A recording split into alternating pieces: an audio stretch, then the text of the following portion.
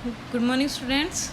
Today we read on page number 133, Geography, chapter 2, Inside our Earth, हमारी पृथ्वी के अंदर, जिसमें मैं आपको डायरेक्टली हिंदी में बता दूंगी, इंग्लिश आप पढ़ लेना।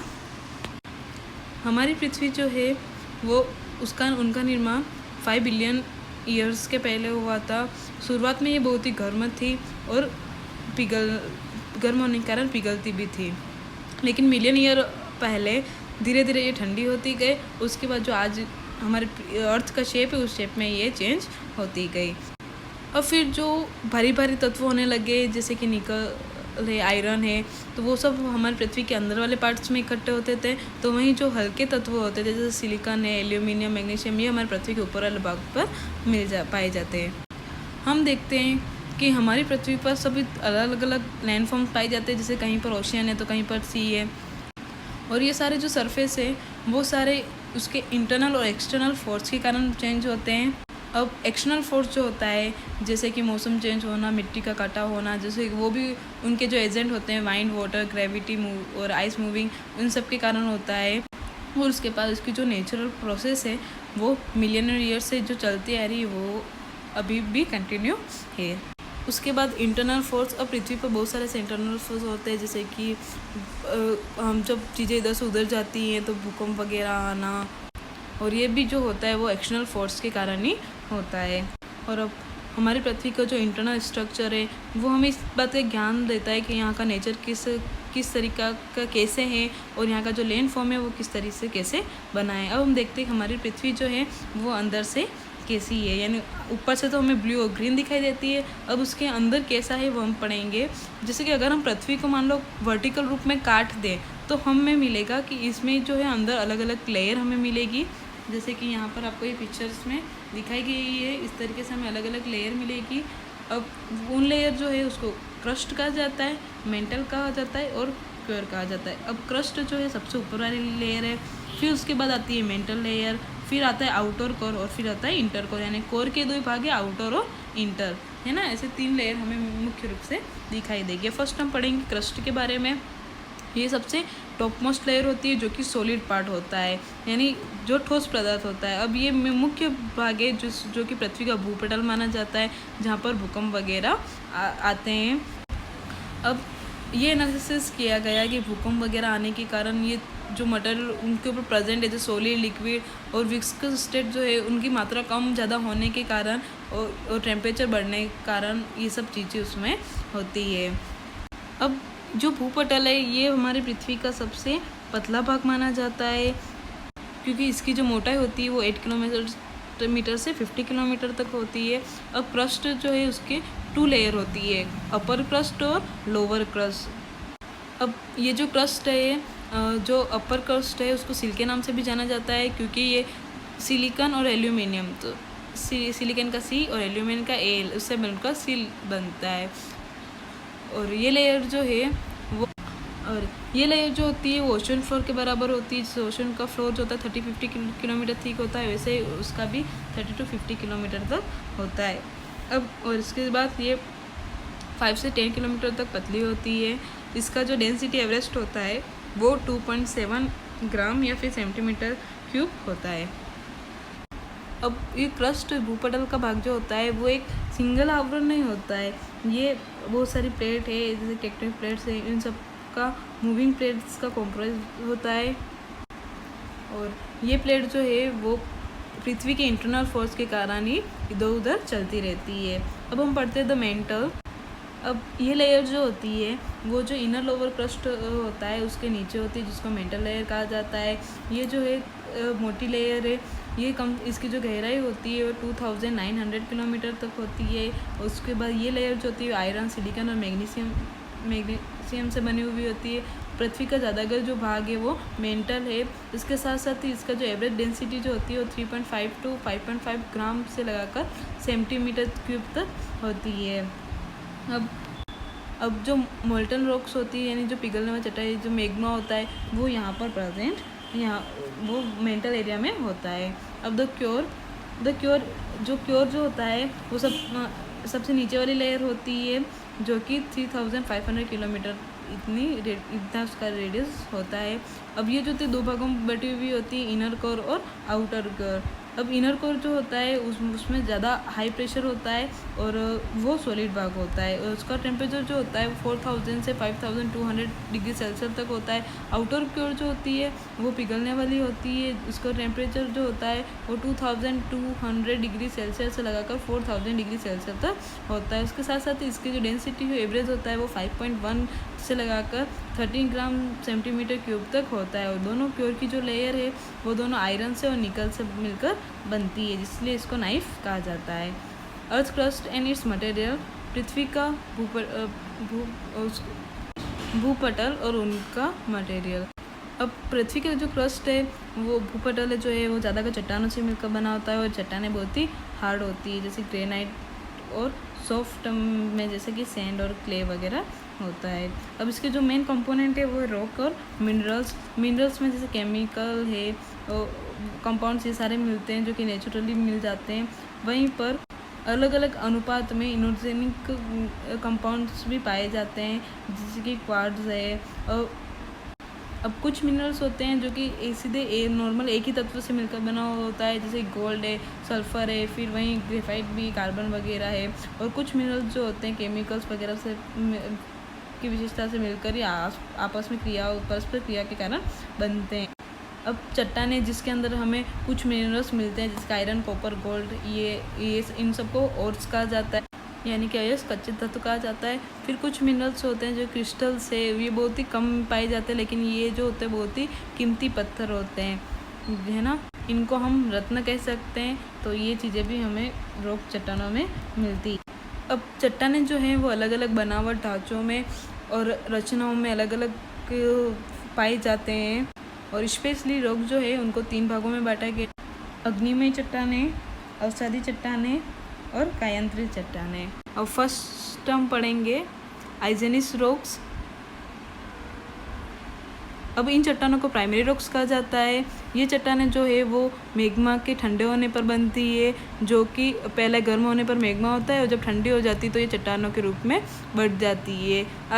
आइजेनिस रॉक जो होती है ये भी वोल्केनिक और प्लूटोनिक रॉक से फिर ये ज्वालामुखी वगैरह ठंडे होने पर ही फिर ये बहिष्कृत रूप से और पाताल संबंधित के रूप से, अंधकारमय के रूप में ये फिर ये बन जाती है। अब हम पढ़ेंगे एक्सक्रीटिव आइजेनियस रॉक्स। अब जब लावा बहुत गर्म हो जाता है और तेज़ी से आगे बढ़ता है और फिर धीरे धीरे ज्वालामुखी इरप्शंस के कारण ये जल्दी से ठंडा होता जाता है, तो ये एक सॉलिड रॉक्स के रूप में जमा हो जाता है, जिसको वोल्केनिक एक्सक्रीटिव रॉक्स कहा जाता है। फिर हम पढ़ेंगे इंट्रूसिव आइजेनियस रॉक्स। अब जब मैग्मा जो होता है वो ठंडा होता जाता है तो वो क्रिस्टल के रूप में पृथ्वी के भूपटल पर जमा होता जाता है और वो आइजेनिक्स रॉक के रूप में फॉर्म होता जाता है। जैसे एग्जांपल के लिए कि इन रॉक्स को हम आग्नेय पत्थर के रूप में मान जाते हैं, जैसे कि जो ढक्कन का प्लेट्यू है वो बेजल रॉक से मिलकर बनता है। उसके साथ साथ ही ये जो है ग्रेनाइट से मिलकर भी बनती है। और उसके बाद कि जैसे है ना कभी पत्थर जो होते हैं वो फिर नीचे आते जाते हैं तो धीरे धीरे वो एक छोटे छोटे पत्थरों के रूप में बढ़ते जाते हैं, है ना। तो फिर उनसे जैसे कि स्पाइसेस का पाउडर बनाने में, फिर अनाज के रूप में इस तरीके से भी फिर उसमें से निकलने लग जाता है। और एक्सट्रूसिव जो रॉक्स है वो छोटी होती है, उसकी जगह इंट्रूसिव रॉक्स जो होती है वो ज़्यादा बड़ी बड़ी होती है। फिर हम आगे पढ़ते हैं सेडिमेंट्री रॉक, यानी कि अवसादी चट्टानें।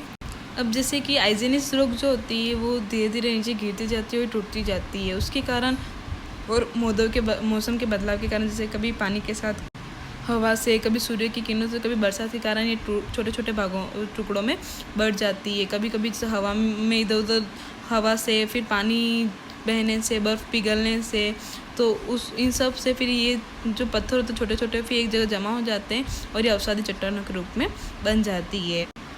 उसके बाद ये चट्टानें जो होती है ये एक विजिबल लेयर में होती है, जो कि इनका खुद का वेट भी होता है। उसके साथ साथ इसमें मिनरल्स के साथ साथ प्लांट्स वगैरह और एनिमल्स रिमेन्स जो जानवर वगैरह मर जाते हैं उनके, और फॉसिल्स वगैरह ये सारे भी इसमें पाए जाते हैं। उसके जैसे इनके एग्जांपल है सैंड स्टोन्स है, लाइम स्टोन्स है, मड स्टोन्स है, ये सारी इनके अवसादी चट्टानों के ही एग्जाम्पल्स है। अब हम पढ़ेंगे हमारा आगे मेटामॉर्फिक रॉक्स, मतलब कि कायांतरित चट्टान।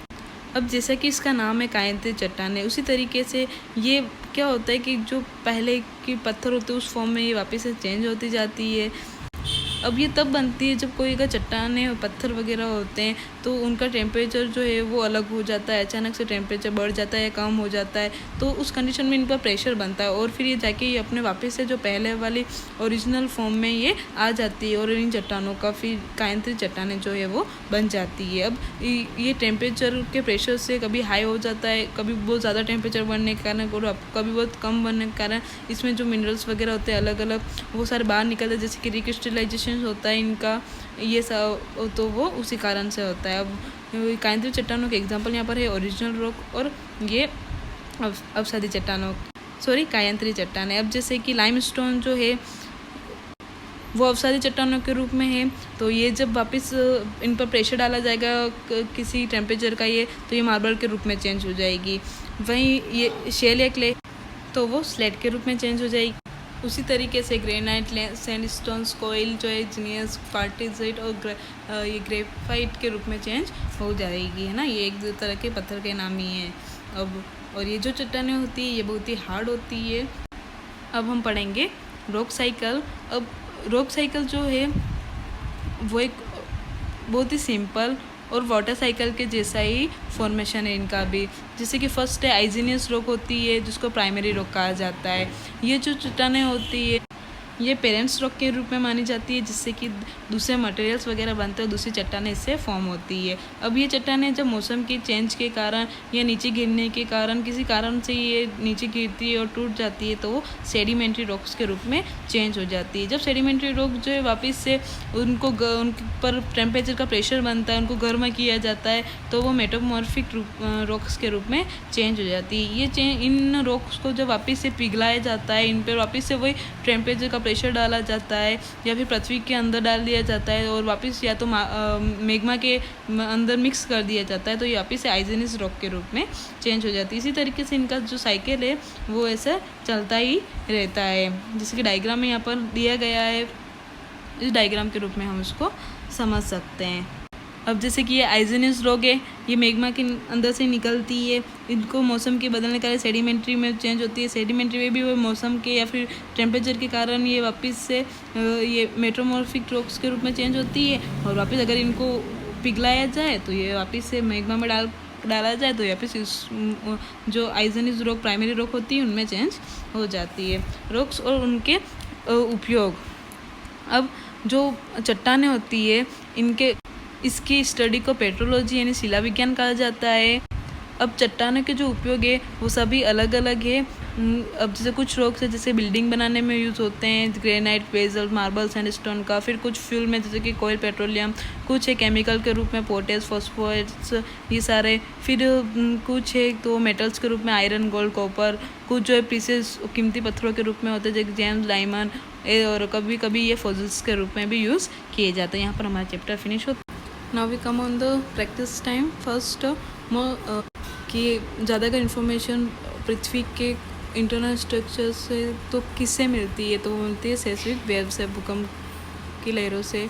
और कौन सा एलिमेंट है जो मेंटल और क्योर दोनों में कॉमन है, तो वो है आयरन। और पृथ्वी की कौन सी लेयर है जो कि सॉलिड नहीं है, तो वो है आउटर क्योर। फिर है अब ठीक है कौन सी लेयर पृथ्वी की सबसे मोटी परत है, तो वो है मेंटल लेयर। टेक्टोनिक प्लेट जो है वो क्या बनाती है, तो क्रस्ट बनाती है। और स्ट्रक्चर आइजिनियस रॉक का एग्जांपल क्या है, तो है ग्रेनाइट। फॉसिल्स जो है वो कौन से रॉक में पाई जाती है, तो सेडिमेंट्री रॉक्स में। सैंडस्टोन मेटल जो है वो किस में चेंज होता है, तो वो होता है क्वार्ट्ज़ाइट के स्टोन में। अब आता है ट्रू फॉल्स कि अपलिफ्टमेंट और सबस्टेंस जो था वो एक्सटर्नल फोर्स के कारण बनता है, तो वो होता है फॉल्स। वो इंटरनल फोर्स के कारण होता है जो भी बढ़ती है आगे। अब मेंटल जो है लेयर जो है वो आयरन सिलिकॉन निकल से बनते हैं, तो नहीं उसमें निकल नहीं आता, तो इसलिए आ गया 4। फ्यूमिका जो है एक्सक्लूसिव आइजेनिस रॉक का एग्जांपल है, तो ट्रू। और मिनरल जो होते हैं वो ज़्यादातर सेडिमेंट्री रॉक्स में पाए जाते हैं, तो ट्रू। क्वार्ट्ज जो है मेटामॉर्फाइज्ड फॉर्म जो है वो सेल से बनती है, तो फॉल्स। ये सैंडस्टोन से बनती है, ठीक है। Match the following. बेसल, तो इसका है एक्सक्लूसिव आइजेनिस रॉक। फिर ग्रेनाइट, तो उसका है एक्सक्लूसिव आइजेनिस रॉक।